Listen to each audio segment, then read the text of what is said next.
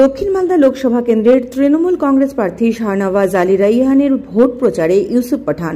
শামসেরগঞ্জে এলেন ইউসুফ পাঠান। আজ দক্ষিণ মালদা লোকসভা কেন্দ্রের তৃণমূল কংগ্রেস প্রার্থী শাহনওয়াজ আলী রায়হানের সমর্থনে শামসেরগঞ্জে হুড খোলা গাড়িতে ভোট প্রচার করলেন তিনি। শামসেরগঞ্জে ধুলিয়ান এলাকায় রোড শো করার পাশাপাশি এই গরমের দাবদাহের মধ্যে পায়ে হেঁটে মানুষের কাছে গিয়ে শাহনওয়াজ আলী রায়হানের হয়ে ভোট প্রার্থনা করলেন।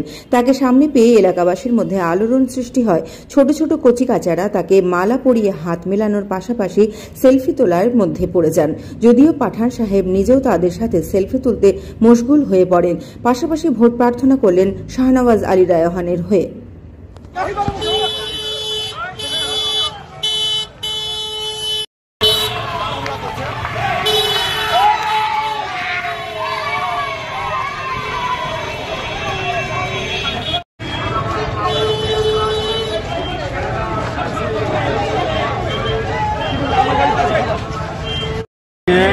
শাহনওয়াজ আলী রায়হান সাহেবের প্রচারে ইউসুফ পাঠান আসছেন, তার অপেক্ষায় আমরা আছি। এটা কোথা থেকে কোথায় হবে? এটা পুরো ধুলিয়ান শহর পরিক্রমা করবে, গোটা পৌরসভা পরিক্রমা হবে।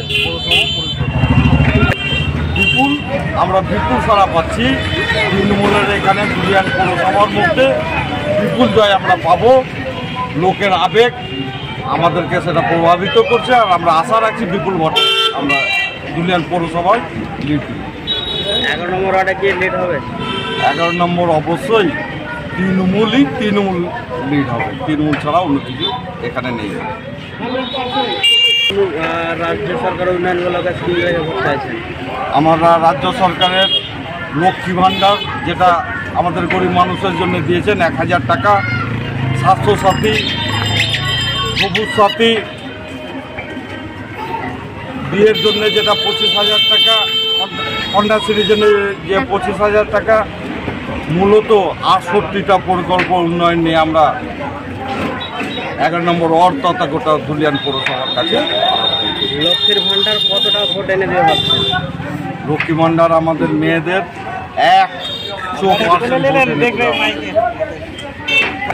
প্রথম কাজ।